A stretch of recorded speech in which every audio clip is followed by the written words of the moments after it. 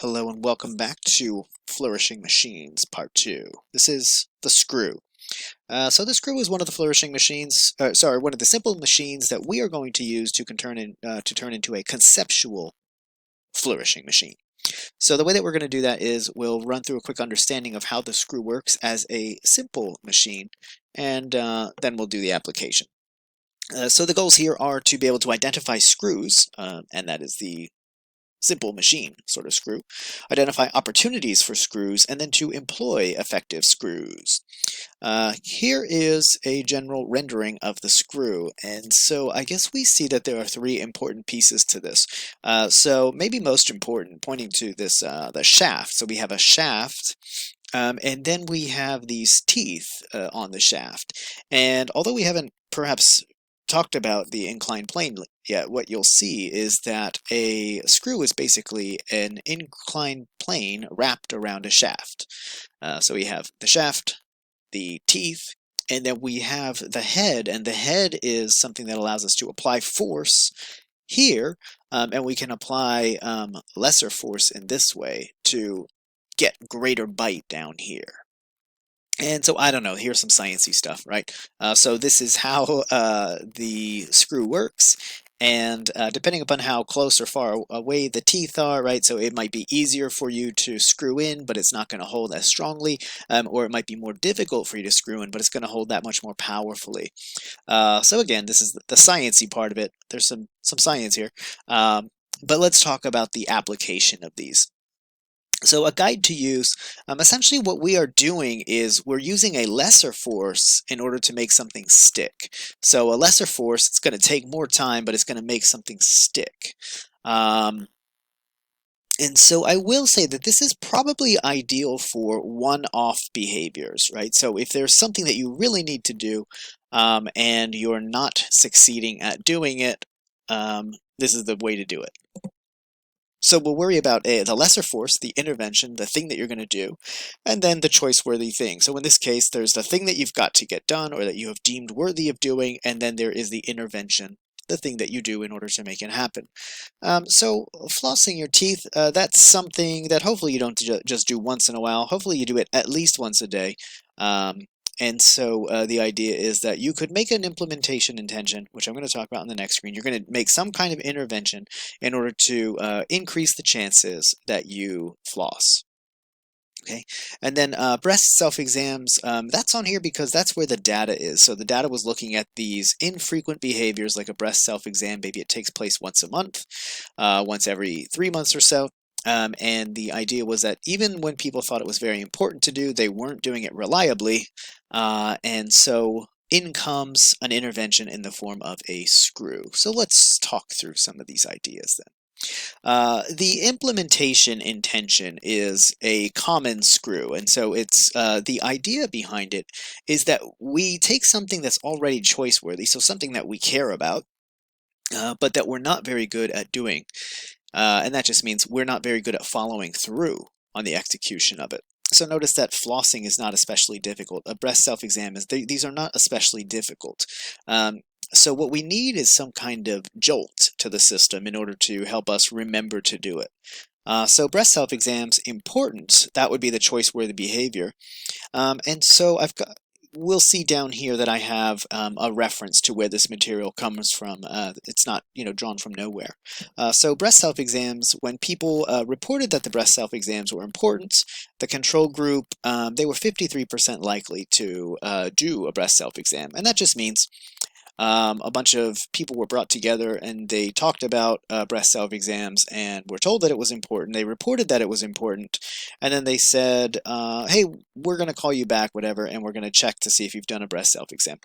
And so among the people involved in this study, only 53 of them, when contacted, reported that they had performed the breast self-exam. Okay? And that was a control group. And so in the implementation intention group, what we're going to call the intervention group, or what we're going to call the screw group, they were asked to form what is called an implementation intention. Okay, and let me talk about what that is, and then we'll talk about the data. So an implementation intention is essentially when you have an idea, and then you you come up with a further idea about what to do with that.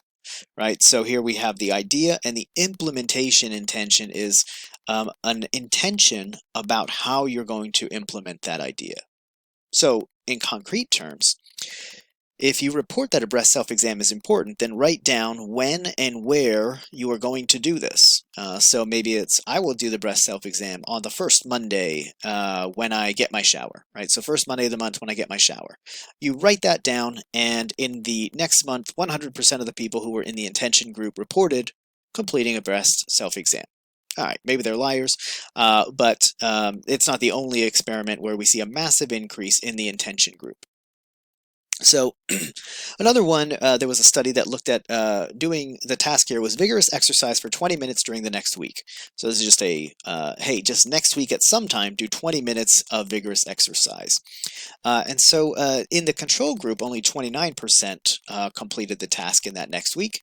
One group was actually shown a different sort of intervention, or they were given a different intervention. They were given medical data like, hey, this is really good for you because it will decrease your chance of stroke and it will have these other benefits. And that group was more likely to report performing exercise, so went up to 39%. But the group that wrote down again when and where, I will work out, I don't know, when's a good time to do that? Monday after work, as soon as I get home.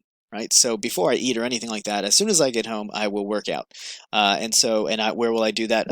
At my home gym, at the local gym. I'll just go for a run, whatever it was. Right, so they specify those conditions, and there 91% of those people completed the vigorous exercise for 20 minutes during the next week. The source for that is Alfred Mealy. He's a philosopher at Florida State. Alfred Mealy's Free Will in Neuroscience 2013. You can find that online. He's not the one who performed these experiments, but he reports these experiments, and you can dig into that material and see lots of other interesting data on how to use the implementation intention. Okay, so again, the reason why I'm calling this an implementation intention is that you take a little bit extra time to take this idea that is already choice-worthy for you, breast self-exam, vigorous exercise. It's got to be something that is choice-worthy for you, something that you deem to be worthy of your time. And then you just take the extra step, which is to say, there's the idea, I'm going to do it when and where, and then you're much more likely to do it.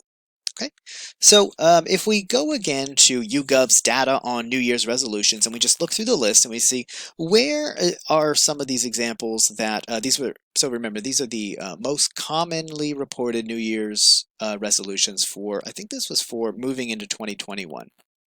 And the number written there is just the percentage of people who responded who said that this was one of their resolutions. And so let's just look through the list and see which of these are good candidates for a screw, especially in the form of an implementation intention. So clearly doing more exercise or improving your fitness, doing more exercise, that was one of the examples. If you're not exercising at all and you say, next week I will work out vigorously for at least 20 minutes one time, I will do it this day at that time, then the data suggests that you will have an increased likelihood of doing that exercise. Losing weight is a kind of long-term thing, and so we may have to dig into that with a better, machine, better simple machine. Maybe the screw isn't ideal because again, this is the screw is best for one-off or infrequent behaviors. Saving more money, that is something that you could do. When my next check comes to me, I will immediately put 10% into savings. Yeah.